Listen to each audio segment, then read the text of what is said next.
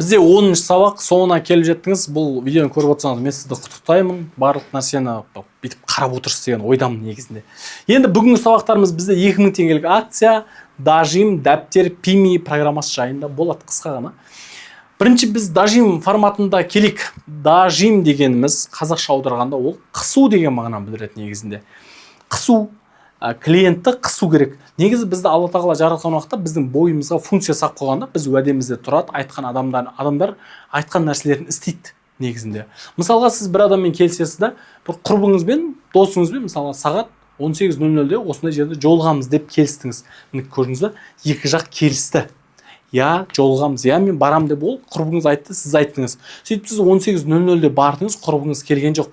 Сіз не істей аласыз? Оған дажим жасай аласыз, қыса аласыз құрбыңызды. Сіз келем деп айтқан едің ғой, қайда жүрсің? Мен сені күтіп отырмын, жарты сағат болды, 1 сағат болды. Уақытыңды алдың сен менің деген секілді сіз дажим жасай аласыз. Көрдіңіз ба? Сондықтан бұл жерде дажимнің ол қысу деген сөз. Енді біз клиентті қай уақытта қыса алады екенбіз? Клиентпен келіскен уақытта. Сіз күніге сізге келген продажалардың, лидтардың барлығына продажа жасай алмайсыз. Это понятно, бәріне продажа жасау мүмкін емес. Сіз сөйлесесіз, звонокпен сөйлесесіз, мысалға, жарайды, ойланамын деп жақсы ойланыңыз, онда мен сізге ертең хабарласайын, ертең сағат 12-де хабарласайын, сіз нақты маған жауабын айтып беріңіз деген секілді. Сіз белгілі бір уақытты келісіп қоюыңыз керек та. И сол уақытта звондайсыз, жазасыз клиентке деген секілді. Сөйткен келіскен нәрсені сіз істесеңіз, ол адамға әсер етеді. Мысалы, кейбір апа пенсионер кісілер бар, мысалы, ақшасы жоқ, балам осының 10-на ақшам пенсия түседі, сол кезде алам дейді. Сіз оны жазып қоясыз, 10-на пенсиясы түседі, хабарласам деген сияқты. Сіз егерде 10-на пенсиясы түссе, ол кісіге сіз үшіне звондап келістіңіз осылай. Жарайды, апа, онда мен сізге 10-на хабарласам, сізді осы акциямен мен тіркеп қояйын. Жақсы ма?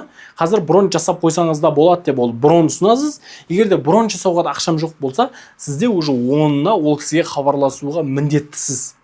Енді үшіне хабарласып сөйлестіңіз.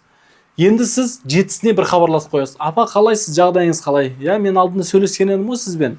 Я, сізге акцияға тіркеп қойдым, уайымдамаңыз ешқандай. Қалай, беліңіз ауырып жүрген жоқ па? Бәрі жақсы ма? Аха, я, жақсы, 10-на хабарласам, сіз сөйтіп айтқан едік, келіскен едік.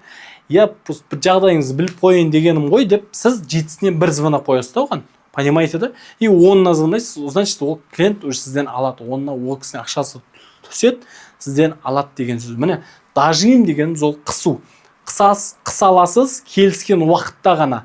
Әр клиентпен сіз келісіп отыруыңыз керек. Каждый клиентпен келісіп отыруыңыз керек. Сіз бір клиентпен звондап сөйлестіңіз, ол клиент алмайын деді, отказ берді. Сөй айтасыз да, жақсы, түсінікті, сіз бірақ тез шешім қабылдап тұрған секілді, сіз давайте мен сізге WhatsApp-тан видео ақпараттарын барлығын жіберіп қойыншы. Сіз мүмкін бүгін көріңіз, асықпаңыз, әйеліңізбен, жолдасыңызбен ақылдасып көріңіз.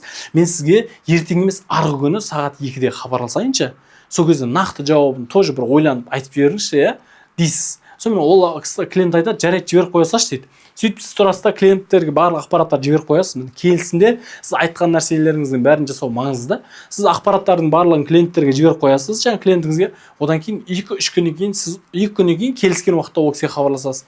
Аға, осындай алдында келіскен едік, жіберіп қойдым, көрдіңіз ба деген сияқты. Көрдіңіз ба? Сіз егер клиент алмаймын деп тұрсыз да, сонымен келісім жасап, дальше қарап көпір қалдырып кетіп отыруыңыз керек та. Понимаете да? Енді бізде дәптер бар. Ол бізде сізге келген әрбір лидті нөмірін сіз дәптерге жазып отыруыңыз керек. Допустим, дәптердің беті болса, сізге келген бұлай нөмірлерін жазып отыруыңыз керек. И қасына сіздің не деп келістіңіз? 10-на хабарласу керек, пенсия алады, недозвон, анау мынау деген сияқты қасына комментарий жазып отыруыңыз керек. Дәптер бұл как сіздің CRM-іңіз болады. Бұл сіздің базаңыз болады. Өзіңіздің дәптеріңіз, өзіңіздің базаңыз болады. Мысалы, сізге кеше клиент келді, 30 клиент келді, оның 10-на продажа істедіңіз, 20 клиентпен не болды? Сіз ол миыңызда сохранить етіп жүре алмайсыз ғой. Мысалы, сіз күніге сізге 30 лид келіп жатыр, 10 күн жұмыс істесеңіз 300 лид. 300 лид болса, сіз 300 лидті ойланып жүрмейсіз да, оның барлығын сізге дәптерге толтыру міндеттісіз. Дәптерге толтыруға сіз міндеттісіз. Бұны біз тексереміз. Бұл адамның, ол сіздің продажа жасап көп ақша табуыңызға тікелей әсер етеді. Жақсы ма? Бұл дәптерді айттым. Енді бізде Pimi деген программа бар. Оны біз платный ақылы түрде біз ақшасын төлеп жасап отыратын боламыз. Ол Pimi'да бізде касание жасап отырады, без касание.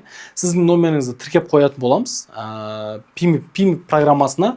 Ол жаққа сіз енді жұмысқа кіріп жатсаңыз, мен оны сізге ноутбукпен барлығын көрсететін боламын. Ол қазір бұл обучение форматында қатты бір айтатын нәрсе емес, но бірақ бұл сіз рассылка таратып отырмайсыз. Pimi'дің өзі жасайды барлығын. Pimi программасы сіздің орныңызға біраз жұмыстарыңызды атқарып береді, Құдай қаласа. Енді соңғысы бізде 2000 теңгелік акция.